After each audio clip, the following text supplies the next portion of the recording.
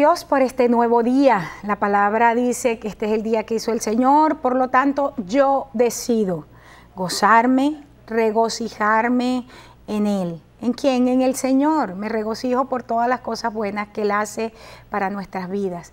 Yo soy la pastora Corey Gómez de la Iglesia Avance Global. Nuestra sede se encuentra en el 12656 de la Gold Road y te estoy invitando a que nos visites. Somos la iglesia que está equipando al cuerpo de Cristo para impactar al mundo. Este es nuestro lema. Así es que te repito la dirección, 12656 de la Gold Road. Esto es entre Briar Forest y Memorial, cerca del 6. Y además de eso, pues quiero decirte que durante nuestra programación tenemos una línea abierta de oración. Me gustaría invitarte a que nos llamaras si tienes alguna necesidad. Me gustaría pues animarte a que compartieras con nosotros si tienes pues algo, especialmente si tienes alguna vamos a decir, algo que decirnos con respecto a la palabra, cómo te está ayudando, cómo te está bendiciendo. Llámanos 713-408-3068. Si quieres conocer de nuestro ministerio, puedes también entrar a nuestra página web, es el www.globaladvancedchurch.org. También puedes seguirme por mi página en Facebook en el www.facebook.com/Corey Gómez. Y bueno, he estado compartiendo contigo una serie nueva que empecé hace 4 programas, hoy es el 5º, acerca de haciendo diferencia entre lo santo y lo profano. Un estudio sobre Nadab y Abiú, los hijos de Aarón. Y estuve estudiando en los 2 últimos programas un verso que es sumamente interesante porque estábamos viendo cómo es que Nadab y Abiú fueron 2 hombres también escogidos para el sacerdocio juntamente con su padre y sus otros 2 hermanos que no son parte de nuestro estudio. Te decía que Nadab nos habla de un dador, alguien que da espontáneamente. Estuvimos estudiando allí el verso de 2 Corintios 9:7, cuando dice que cada uno dé como propuso en su corazón, no por tristeza, no por necesidad, porque Dios ama al dador alegre. Estuvimos revisando también Abiú, que significa adorador de Dios. Y estuvimos revisando en este pasaje, con respecto a esto, el pasaje de Juan 4:23, mas la hora viene y ahora es cuando los verdaderos adoradores adorarán al Padre en espíritu y en verdad. Y termina el pasaje diciendo, porque tales adoradores busca que le adoren. Así es que bien interesante, estuvimos hablando bastante de eso, vimos las 2 dimensiones que se ven aquí, espíritu y en verdad. Y yo sé que de repente dije algunas cosas que pudieron sonar ofensivas, pero bueno, creo que es importante que nosotros como pueblo de Dios empecemos a escarbar un poquito acerca de quiénes son nuestros líderes, de quiénes están lideralizando en la ciudad. La palabra de Dios dice que por el fruto los conocemos y un buen árbol da buenos frutos y un mal árbol da malos frutos, así de simple. Pero nosotros muchas veces nos conformamos con sentarnos y escuchar lo que están diciendo y no sabemos lo que está en el corazón de ellos porque no nos preocupamos por revisar un poquito más. En el día de hoy quisiera que miráramos o habláramos un poquito acerca de cómo fue que inicialmente se dio, porque recordemos que el pecado por el cual Nadab y Abiú fueron castigados o por los cuales ellos recibieron como castigo la muerte, es el hecho de que ellos trajeron un fuego extraño. Esa es la frase que utiliza la Biblia. Sin embargo, me gustaría establecer como fundamento hoy cuál era el fuego que debían utilizar. Si utilizaron un fuego extraño o un fuego ajeno, cuál era el fuego que debían utilizar. Y quisiera que viéramos por un momento en Levítico capítulo 9, verso 22, porque vamos a hablar acerca de cómo la presencia de Dios se manifestó por primera vez en este aspecto, delante no solamente de los sacerdotes que estaban siendo ungidos, sino también delante de todo el pueblo. Levítico 9, 22 en adelante nos va a dar a nosotros principios bien interesantes. Dice, después alzó Aarón sus manos hacia el pueblo y lo bendijo.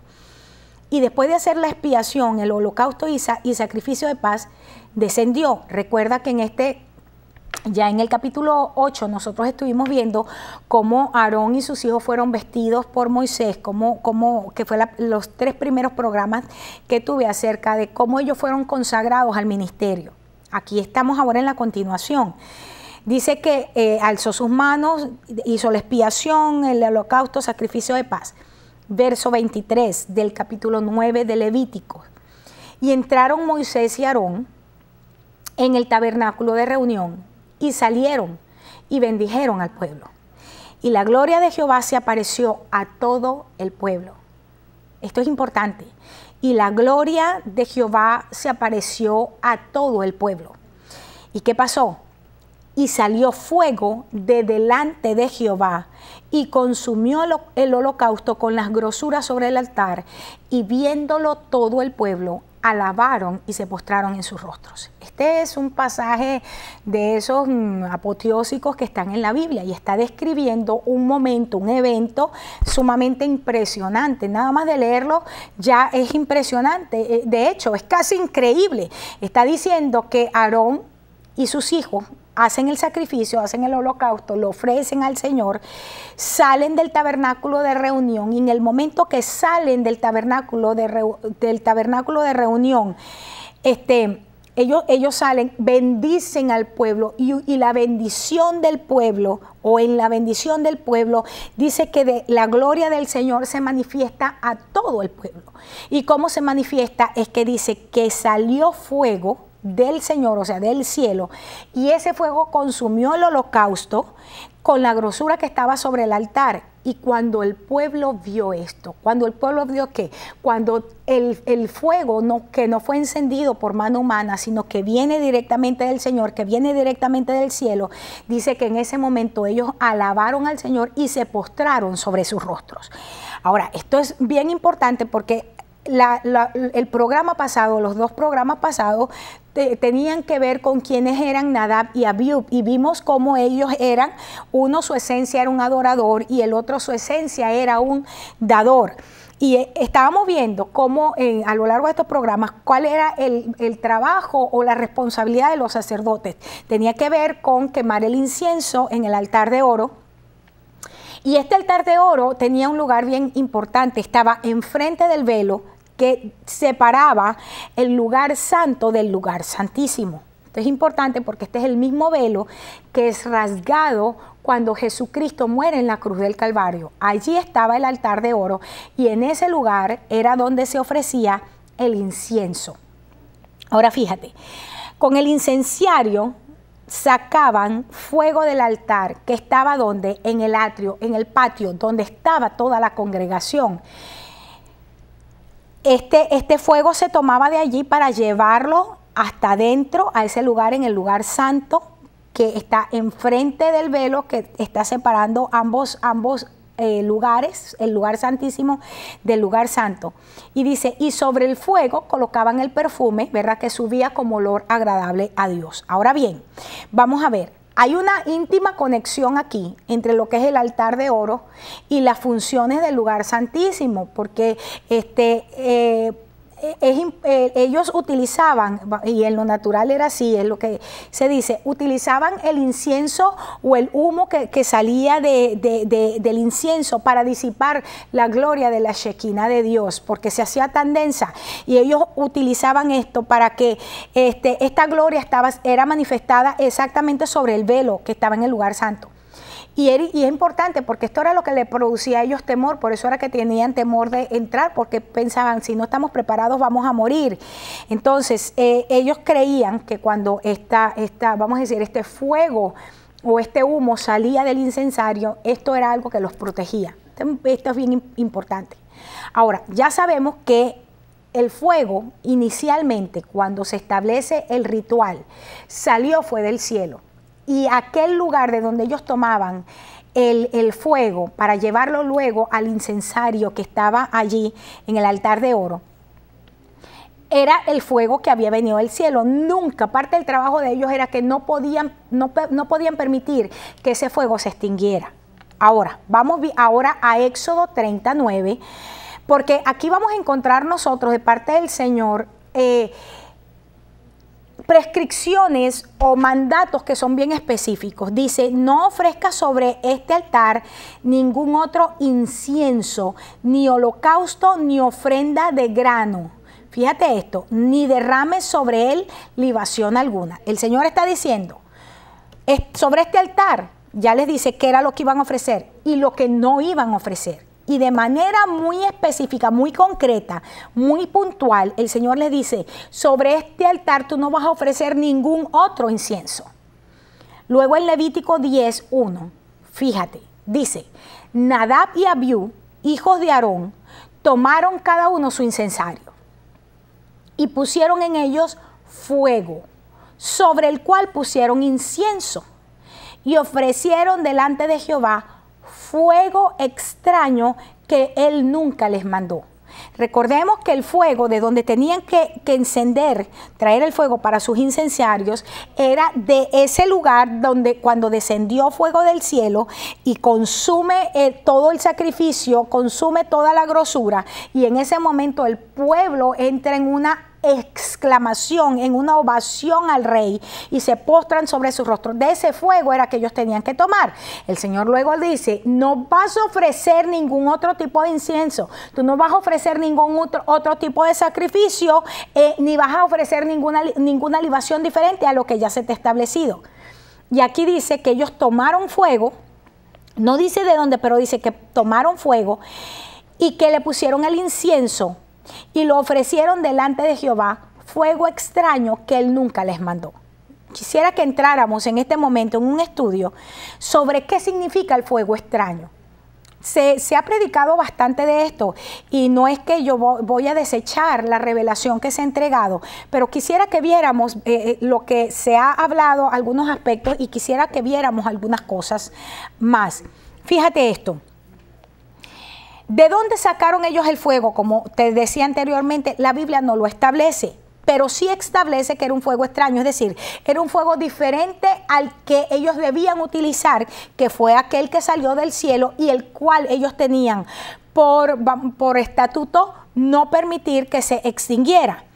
La palabra extraño que se utiliza aquí en Levítico 10, verso 1, cuando dice que ofrecieron a Jehová fuego extraño, quiero que escuches, es la palabra sur, que significa, sur con Z, Z-U-R, es la palabra sur en el hebreo, que significa volverse a un lado, es decir, apartarse del camino, pero es apartarse del camino para alojarse o para vivir allí.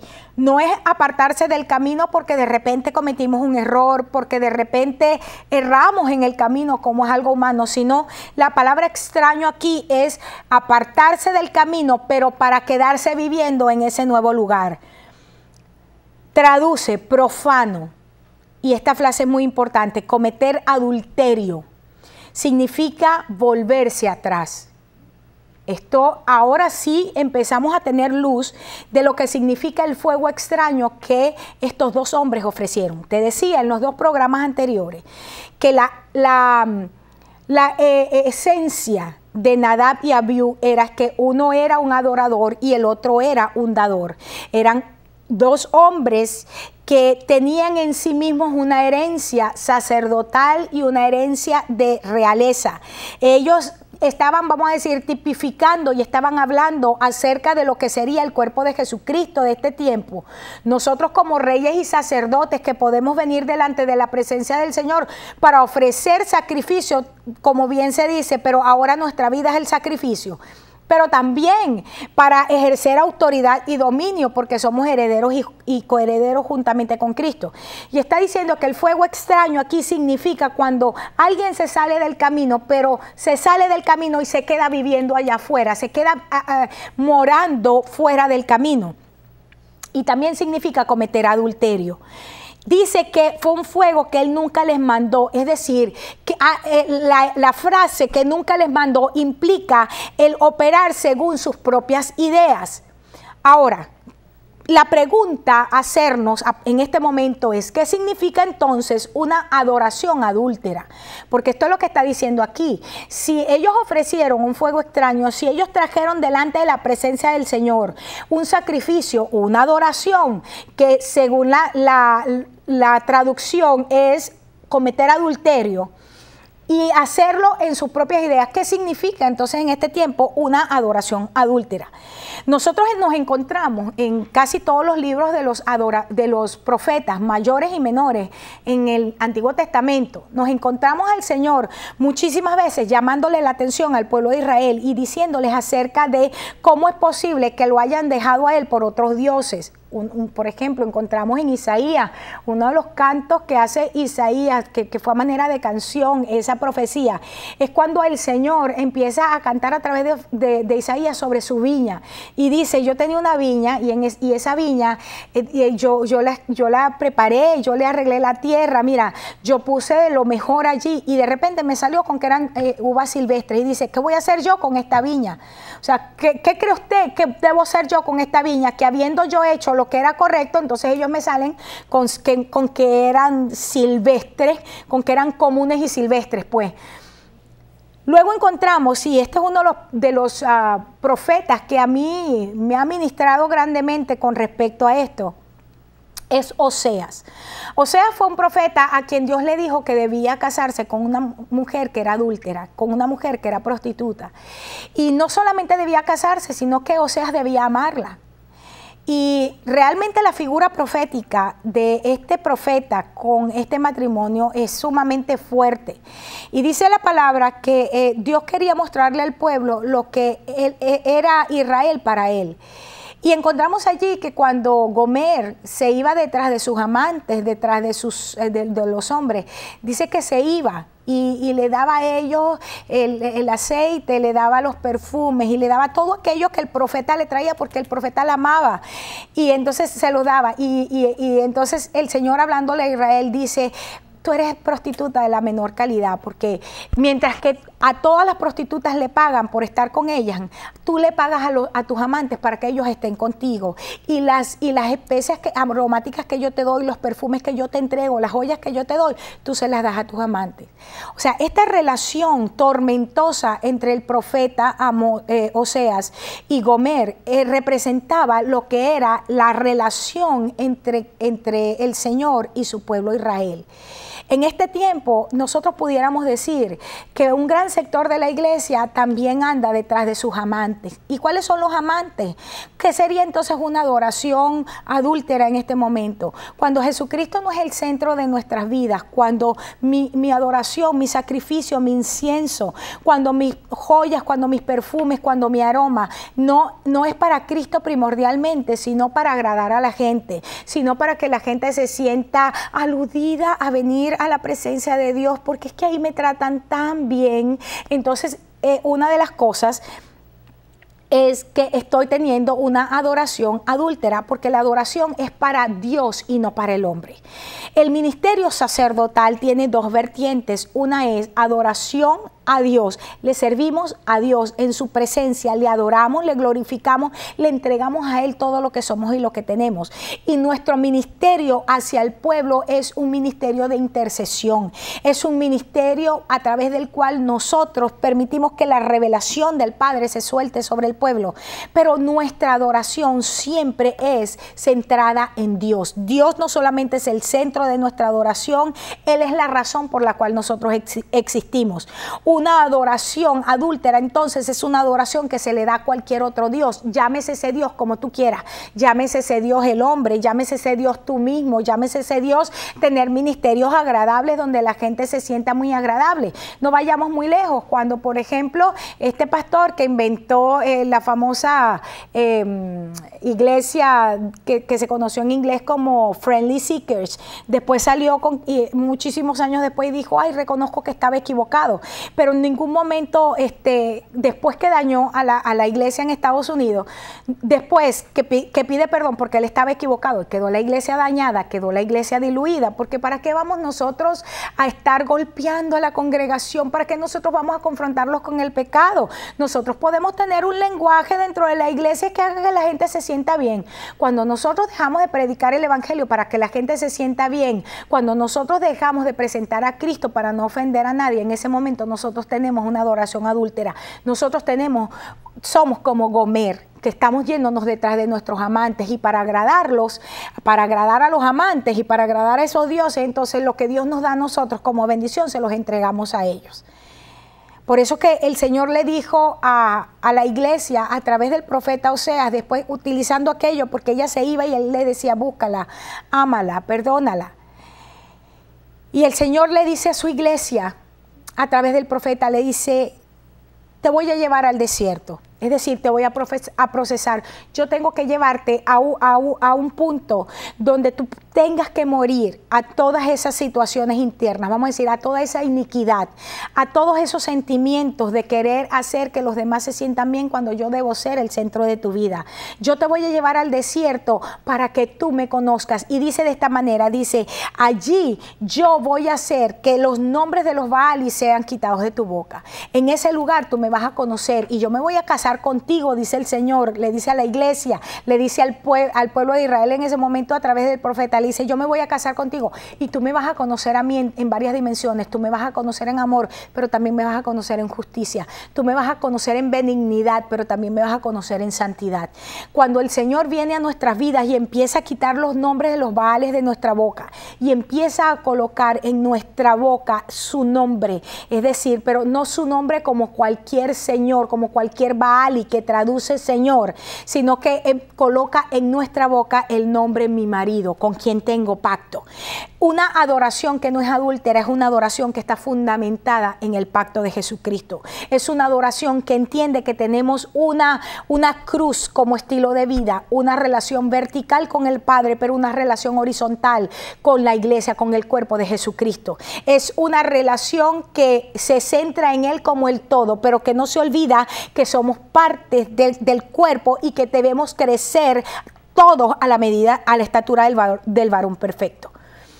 Uno de las comentaristas dice que probablemente el fuego extraño es porque este se encendió fuera del tiempo estipulado, y esto podría ser una razón, y yo quiero más adelante mostrarte una de las cosas que veo. No quisiera dejar esta apreciación afuera, porque una de las cosas importantes también es cuando nosotros, fuera del tiempo de Dios, nosotros queremos movernos. Una de las frases importantes en la Biblia es cada vez que el Señor dice en el tiempo establecido. Dice, y en el momento, en el tiempo que fue estipulado. Esos momentos de Dios que han sido establecidos son muy importantes. Salirnos del tiempo de Dios siempre va a producir en nosotros pecados. Pero una de las cosas que yo encuentro y en las que encuentro verdadero significado de por qué había, además de lo del fuego extraño, porque había una adoración adúltera allí. Es decir, que ellos ya su corazón se había desviado.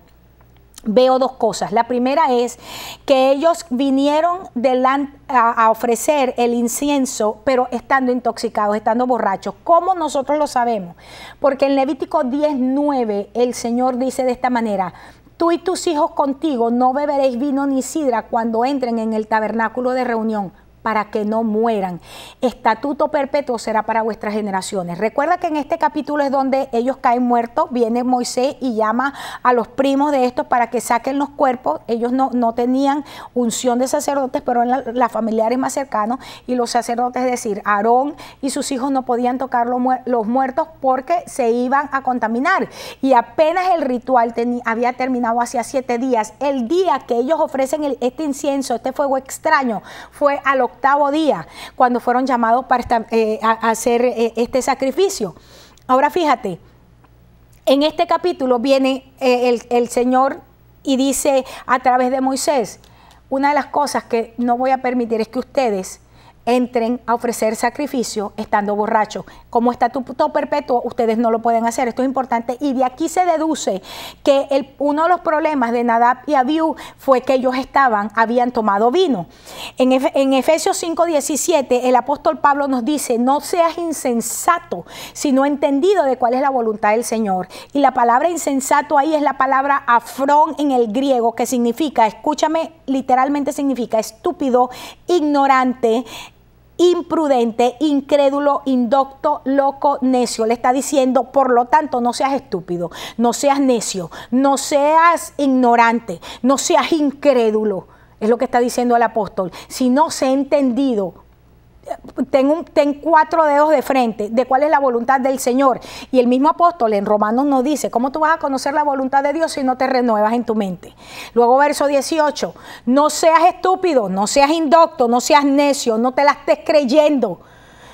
No te embriagues con vino, no te intoxiques, porque allí hay disolución. Y la palabra disolución es la palabra azotía, que significa derrochamiento. Y habla de una vida disoluta, de una vida perdida. En otras palabras, nosotros estamos viendo que aunque Nadab y Abiú habían sido 2 personas escogidas por Dios, habían sido ungidas por Dios, habían sido posicionadas por Dios para el ejercicio del ministerio, y en su naturaleza un adorador y un dador, simplemente ellos en ese momento decidieron empezar a vivir una vida disoluta, una vida perdida. ¿Por qué? Porque ellos estaban siendo insensatos, se comportaron como necios, se comportaron como tontos, se comportaron como estúpidos, como ignorantes, cuando decidieron traer el sacrificio embriagados con vino en lo que había disolución. El apóstol sigue diciendo, antes bien sean llenos del Espíritu. Y a partir de ahí establece el cómo. Ya mi tiempo se va acabando, pero es importante que nosotros entendamos lo siguiente. Dios ha establecido en su palabra principios de vida. Y sin ser legalistas, es importante que nosotros tomemos la palabra de Dios, los principios de Dios, y la empecemos a vivir. Es necesario que en este tiempo toda iniquidad de nuestra vida sea removida para que nuestras conciencias sean limpias. La palabra, como bien lo vengo estableciendo desde un principio, el ser lavados por la palabra significa que el Señor quiere presentarse a sí misma una iglesia santa, gloriosa, una iglesia que no tenga nada de qué avergonzarse. Quiero invitarte a mi próximo programa. Vamos a seguir hablando un poco acerca de Efesios 5:17 y el pecado de Nadab y Abiú. Y quiero compartir contigo otras de las cosas que considero fueron el pecado de estos 2 hombres por los cuales reciben el castigo de la muerte. Te invito entonces a que puedas sintonizarme el día de mañana. Sé que va a ser de bendición.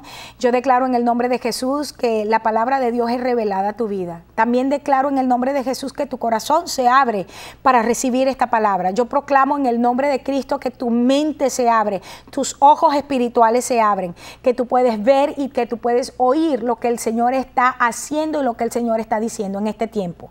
Te bendigo en el nombre de nuestro Señor Jesucristo. Proclamo sus bendiciones sobre ti todos los días de nuestra vida. Ahí está nuestro número de teléfono también. Llámanos para compartir con nosotros de tus necesidades. Queremos orar por ti, y nuestra página en Facebook y en la web están allí también. Puedes entrar a ellas para que conozcas de nosotros. Gracias. Que el Señor te bendiga y te guarde. Te espero en mi próximo programa.